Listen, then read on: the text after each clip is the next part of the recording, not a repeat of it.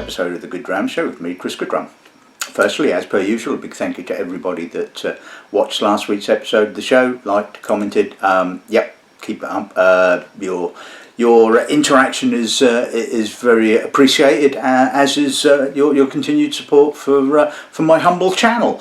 Right, so this week is about value for money. Now, value for money is a bit of a difficult concept, I suppose, to pin down per se, because a lot of the time it obviously depends upon one's wealth. If you're the sort of person that lives in a palatial mansion and drives a Ferrari, your idea of an affordable bottle of whiskey is probably £100 or so. You probably don't think twice about that. But obviously, if you're like most of us, of more modest means, then 50 quid, for argument's sake, is a fair amount of money to sort of shell out on a bottle of whiskey. And basically, the price of whiskey is going up and up and up. Well, that's a fact of life. This is the situation we're in. Some people may claim it's just distilleries profiteering. Distilleries will counter that by basically saying, well, raw materials are going up, cost of fuel is going up, wages are going up, etc., etc., etc. And so therefore the price of the whiskey has got to go up. I mean, it's like I said, it's a fact of life. And if your spirit is a bit unique, a bit rare, then obviously yes, you're probably going to make a little bit more money on that. And yes, there is like I said, an element of profiteering. I mean, not so long ago, I got a price list from one of my major wholesalers, and the price of Lagavulin 16-year-old, for argument's sake, had gone up by over £3 a bottle, and by the time you add your margin onto that, suddenly you're looking at, on the shelf, that bottle has gone up by about sort of £5. Now, we know Diageo are probably one of the worst offenders when it comes to sort of hiking the prices of their whiskey, and, they can quite happily put the price of Lagavulin 16-year-old up because they know that people love it and they will probably pay whatever, at the end of the day. So that they can get away with that kind of thing, and a number of distilleries, to be fair, do tend to sort of do that. They put the price of their older bottlings up, because I guess if it's got a retail price of about sort of £200, an extra £5 on that is probably not exactly the end of the world. But obviously, if your 10-year-old is retailing for sort of £40, for argument's sake, a £5 on that is obviously quite a big chunk.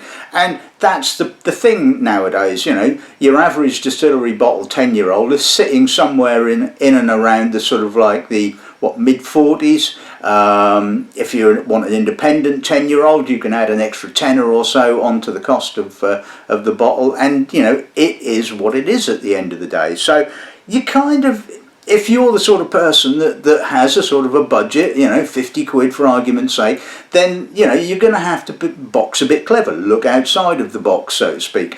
Look at bottlings that maybe don't have an age statement, that maybe come from a slightly more unusual source. Maybe those bottles are having to be, bottlings at less than 46%. So, I mean, if that is a big deal to you, then, you kind of either have to sort of lump it, I suppose, or just accept the fact that if you want to spend less on your bottle of single malt, then something's got to give, really, at the end of the day.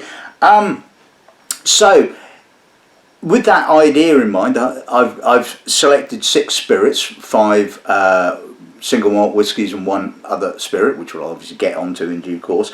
All have come my way relatively recently, and all will hit the shelves at less than £45 a bottle. Now, to me, that's pretty much affordable whiskey. Now, of course, the question is it good whiskey? Now, this is always another issue, isn't it? Keeping costs down, does that mean you're bottling younger spirit? Does that mean bottling sort of stuff that basically nobody else wants and as rough as a dog's dewberry? Anyway, so we'll kind of find out, I suppose, with the selection that I've got. So I'm not going to go into a great deal of depth about the individual suppliers. Obviously, if you want to find out more about the individual suppliers, you can look at their websites. Obviously, the links are in the box below. But obviously, I would like to say a big thank you to the suppliers for the samples for today's episode of the show, including House of Glenroy and River Rock and Pocketful of Stones Distillery. So big thank you to you guys for the samples. And no, I say there's not really a great deal else to say apart from let's have a look at today's line. Right, okay, so I did mention 5 single malt whiskies and 1 other, and we're going to kick off with the other. Now this is called a cider brandy. It's Skreach cider brandy. It's produced by the Pocketful of Stones Distillery in Cornwall. You've probably never heard of them, and you've probably never heard of any of these, to be bluntly honest with you, because I'd never had until I was contacted by said distillery stroke suppliers. Anyway, so this is bottled at 40%. It hits the shelves at $33.97. It's a 50cl bottle, which is how it kind of gets away with that, to be honest with you. If it was a full-size bottle, obviously, or a 70cl bottle, it would obviously be a little bit more, but it would still probably be under 45 quid. So I think I'm justified in putting that one in. So it is obviously made from Skreach cider. It is double distilled in copper pot stills and aged for an unknown period of time in ex-bourbon casks, so could be interesting. Second bottling from Pocketful of Stones Distillery is this one called Hell's Stone.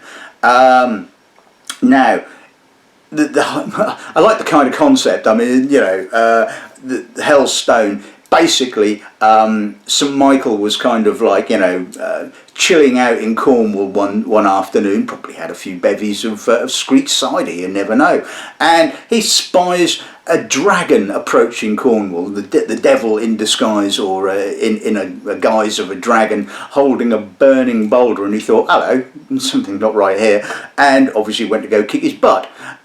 In the melee, the stone fell to earth, the burning stone, and landed in Cornwall. I believe that they call the place Helston now.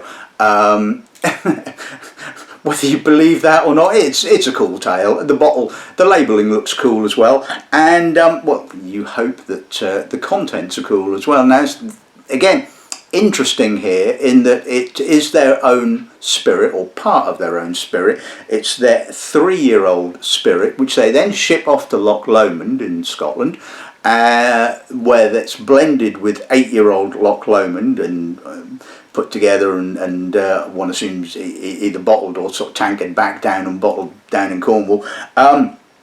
So could be interesting, and they label it as Cornish whisky, which, well, is stretching things slightly, isn't it? I mean, considering it's actually a blend of Cornish whisky and Scottish whisky, but you know, we're not going to kind of go there. You know, it is what it is.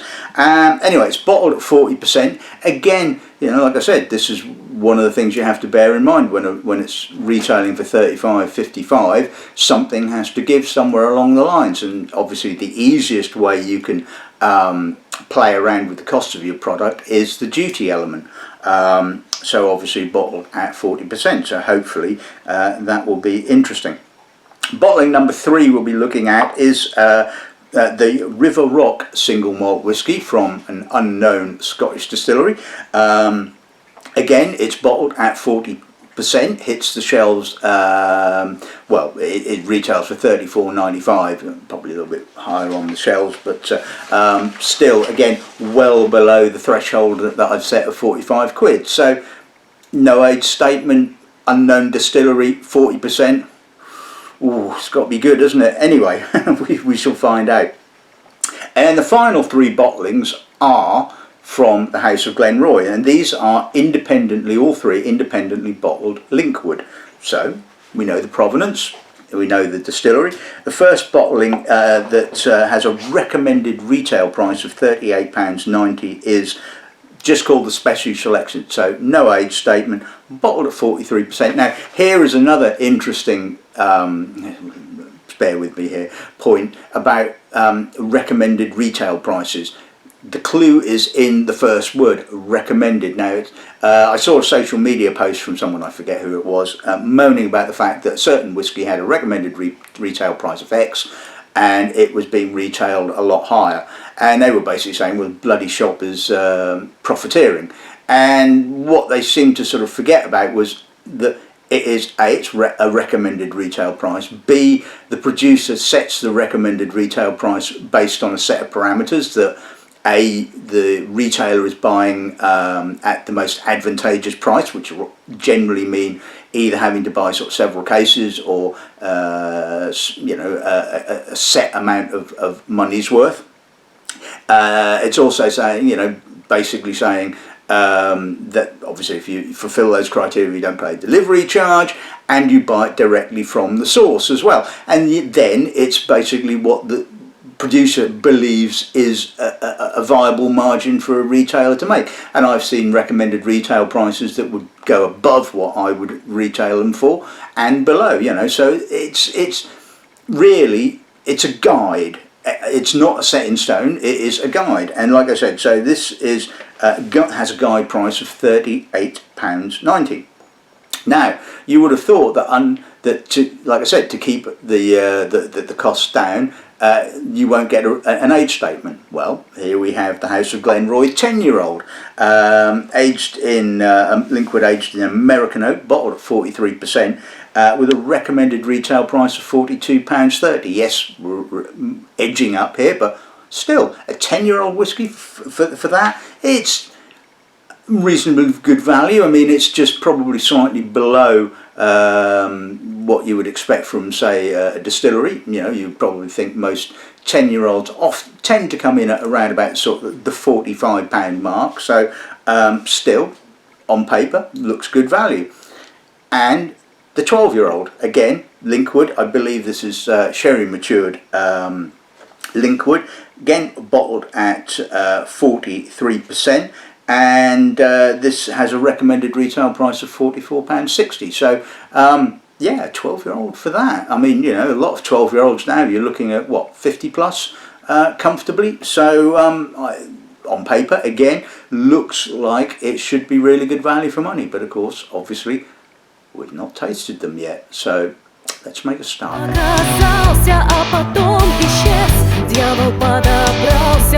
Right, okay, so let's kick off with the Skreach Cider Brandy. Let's see what the nose gives us on this end, shall we? That's a pleasant nose. Obvious cider brandy character. I'm getting both sweet and sour apple notes. It's young, it's fresh, it's got a vibrancy. There's a little bit of oak, not a huge amount, so I'm guessing that it hasn't been aged for a huge amount of time.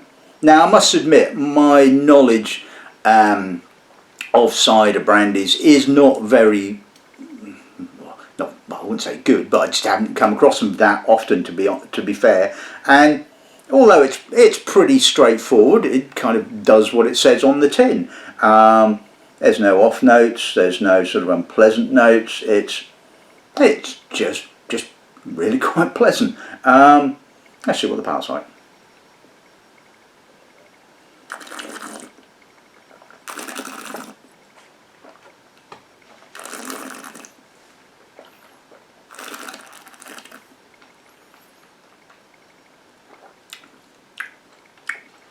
Bit more vanilla on the palate, so I'm getting a little bit more oak character. Again, sweet and sour apple, pleasant spiciness on the mid palate. It's a little fortifying spirit kind of coming through on the aftertaste, but it doesn't kind of poke out too much. Overall, I think it's really pleasantly balanced. It's got, like I said, it does what it says on the tin. It's a cider brandy at the end of the day, and it tastes of cider apples, which is good. So yeah, I quite like that. I think that's a lovely one to start with.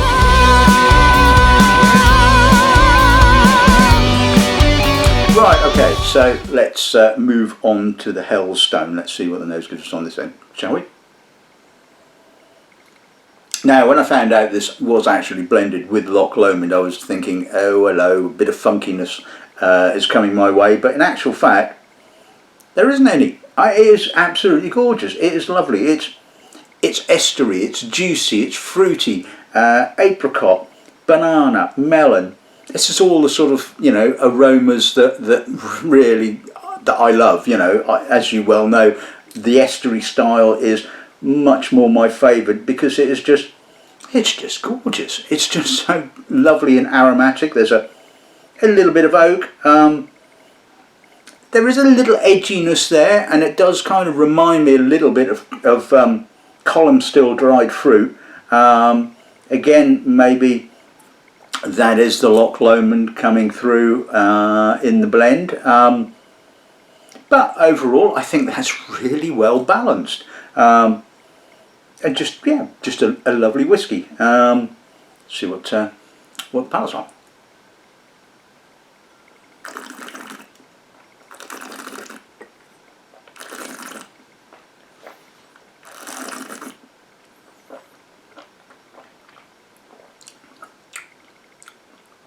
Lovely chewy finish.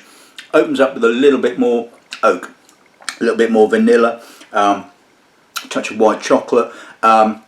Maybe not quite so sort of exuberantly juicy, but it's still got that lovely sort of slightly estery white fruit, apricot, touch of banana. A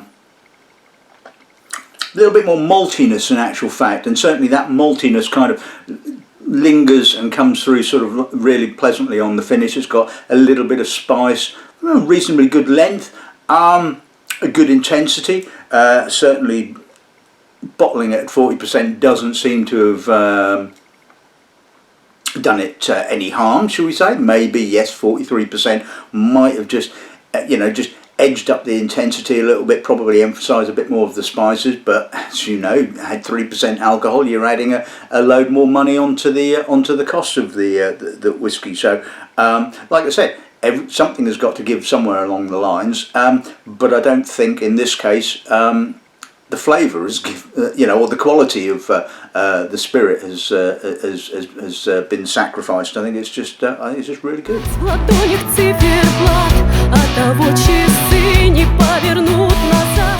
Right, okay, so let's move on to the River Rock single malt. Again, $34.95, bottled to 40%. Let's see what the nose gives us. Again, young, fresh. It's got a very Turkish delighty kind of Auchentoshan-y kind of note, which apparently it isn't from Auchentoshan, although the producers wouldn't tell me. But then, I mean, the thing is, I said, is it from Auchentoshan? And they said no, but they could be saying no because it is from Auchentoshan and they don't want to say yes, it's from Auchentoshan, or it could not be from Auchentoshan, if you see what I mean. I mean, the only other sort of spirit that really kind of springs to mind with that sort of rose petally kind of Turkish delight kind of note, that sort of is possibly Loch Lomond, but again, no funkiness, so I think we can discount that, and I think we can discount Ardmore as well. I mean, Ardmore often comes across a little bit like Auchentoshan, but there's no peat. Anyway, coming back to this, it's got that lovely kind of, you know, strawberry, Turkish delighty kind of character. There's a little bit of citrus that just sort of is balancing up that sweetness. A little bit of vanilla, a little bit of oak, a little bit of spice. Again, you know, it's a pleasant whiskey, and you know, for sort of $34.95, well, you really can't argue with the quality. Let's see what the palate's like.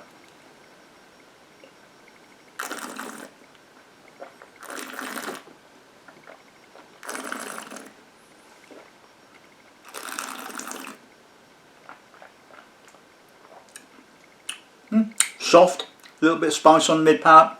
Again, red fruits, a little bit of kind of Toshan-y kind of Turkish delight. Young, a little bit of vanilla. Again, like I said, lovely lingering spiciness. Not hugely complex, has good length. some reasonable progression, and again, you know, it's really quite pleasant. And another really cool thing about it is the bottle that you can see from the title picture. It's quite a unique looking bottle, and I believe, and I think I'm right in saying this, that the bottles are actually made from scrap glass, so environmentally friendly as well. I mean, that's, again, you know, big thing at the moment. So yeah, that's not too shabby. Right, okay, let's move on to the first of the three House of Glenroy Linkwoods. This is the specially selected. Let's see what the notes is on this end, shall we? Young, fresh, grassy, a little overly young. It's got a slight faintiness to it. Some barley, subtle oak.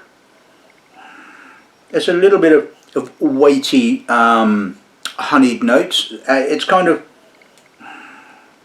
I mean, Linkwood is one of those sort of whiskies that you expect a weightiness from. It's often has that sort of honeyed, weighty character, but sometimes it does come across with this kind of more classical, sort of fresher, sort of grassy, citric characteristic, and certainly this has that. And but there is a little bit of weight. But like I said, it's a touch too young, I think. Quality of the spirit is good, but like I said, there's just that overtly youthful note there. Let's see what the parts are.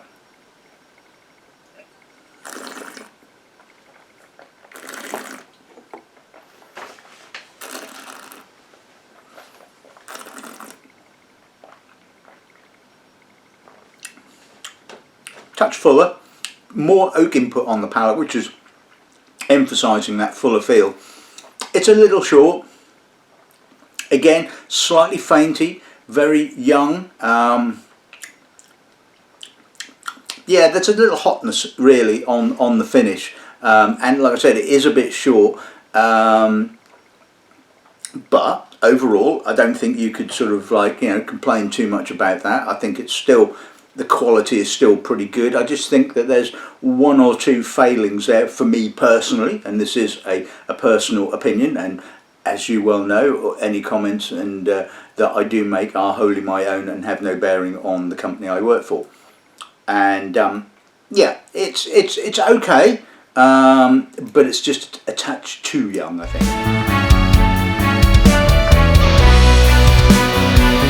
Right, okay, so let's move on to the 10-year-old. So bottled at 43% and £42.30. Let's see what the notice is on this end, shall we?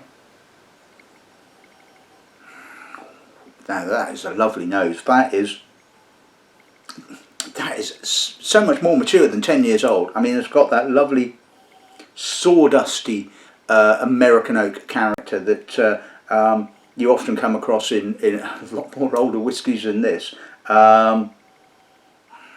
There's a touch of honey, there's malt, coffee, ground nuts, little marzipan, some slight oiliness. Again, it's got that more robust, classical Linkwood character.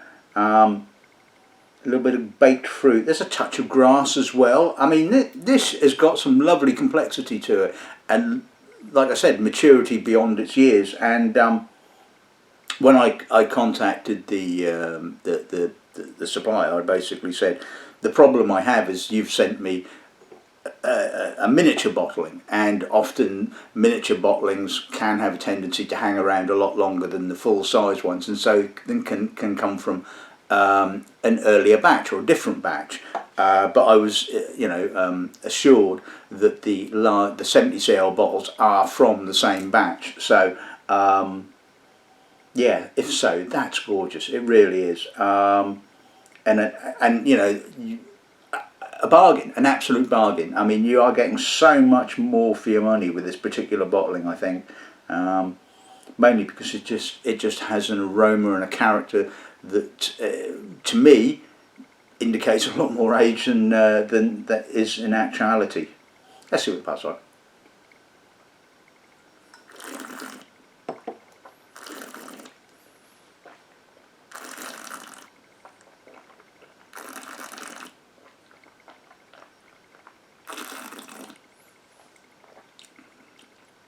little lighter than the palate, or the nose would suggest. Again, it's got that lovely mature barley, mature American oak, sawdusty American oak character, baked apple, spice, barley, malt. Lovely, robust finish to it. It's mouth-filling.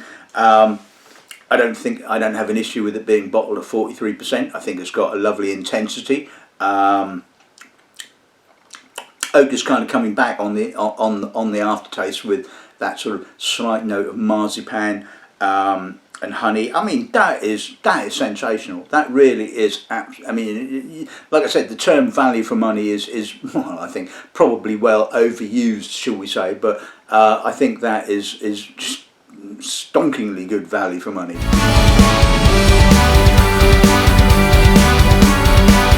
Right. Okay. So, not finishing with any peat today. God dear me. Better go and have a peated gun after I finish this, I think. Anyway, so let's have a look at the 12-year-old. Let's see what the nose gives us on this end, shall we? Slightly gritty, Oloroso, dried fruit, you know, raisinated fruit, citrus. It's got a reasonable freshness to it, but it really lacks. Well, it lacks any distillery character because it's the Oloroso is the main focus here. There's a little bit of walnut cake, raisins, dark toffee, bit of pepper. I mean, if you like your sherried malts, it's not a bad whiskey at all. For me, I think it's a little bit too sherried. But again, that's just a sort of, as you well know, personal choice. And coming after, you know, what the glorious 10-year-old, this was, I wouldn't say a disappointment, because that's a sort of, you know, that's being disingenuous to it. It is what it is. It's a 12-year-old, fairly heavily sherried, matured malt, and that's what you're getting. There's no blemishes, there's no off notes, it's very clean. So like I said, you know, if that's kind of your bag, then anyway, let's see what the pals are.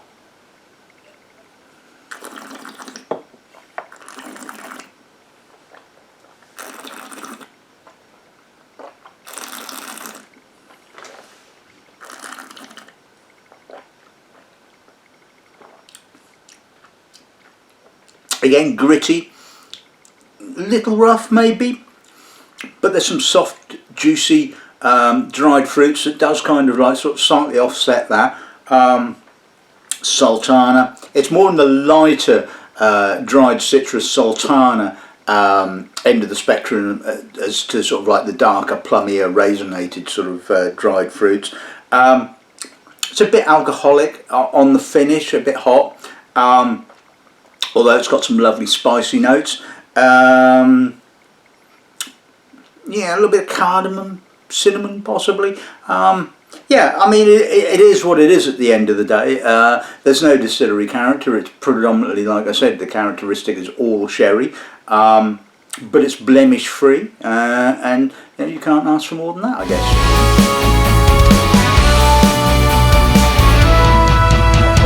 So let's sum today's episode of the show. Firstly, like I said, a big thank you to the suppliers, to House of Glenroy, River Rock and Pocketful of Stones Distillery for the samples for today's episode of the show.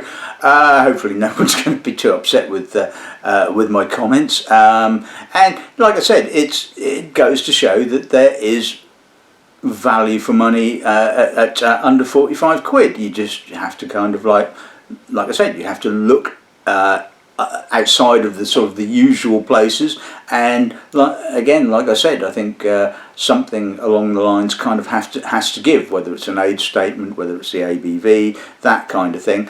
But you know, I don't think any of these bottlings that I've tasted today you would say were bad at all. In actual fact, I think the quality has been pretty damn good. The Skreach Cider Brandy, well, like I said, does exactly what it says on the tin. It tastes like a cider brandy. The quality is pretty good. Price is not too bad, you know, so what's not to like about it? Hellstone, yeah, I mean, I like that. I mean, I thought that was a lovely whiskey. Okay, I love the story behind it. I love the packaging. I love the label. Yeah, and I like the sort of the fact that there's a little bit of is it quirkiness to it, I guess. I would like to see, what, I mean, I think from tasting that the actual spirit from A Pocketful of Stones distillery is in the sort of like the lovely juicy fruity estery kind of style. I would love to see their own whiskey bottled without anything else added to it. I did ask if I could get a sample, but was told no. So I'm just going to have to wait until they bottle their own, and I imagine that they will do in due course once their own spirit has actually had a bit more, got a bit more age under its belt. And I think from that particular bottling, I think good things are going to come down the line. The River Rock, yeah, I mean for the money. Lovely whiskey. I love the fact that it's an ecologically sound bottling to a certain extent. I like the fact that they're using scrap glass to make their bottles with, and I like the spirit. The spirit is pleasant. Okay, it's not going to be to everybody's taste, but there's no weirdness there. It's just a good quality spirit at the end of the day. The House of Glenroy is specially selected. Like I said, I just think a touch too young. And there's a little faintiness there, which again, it could have done with a little bit more time in the cask. I mean, I'm guessing that sort of this is obviously, way below 8 years old. I mean, it's probably no older than 5-6 years old, I would imagine. Maybe if they had some slightly older spirit, they could vat into that. But then again, once you do that, you're compromising your cost and therefore the retail price.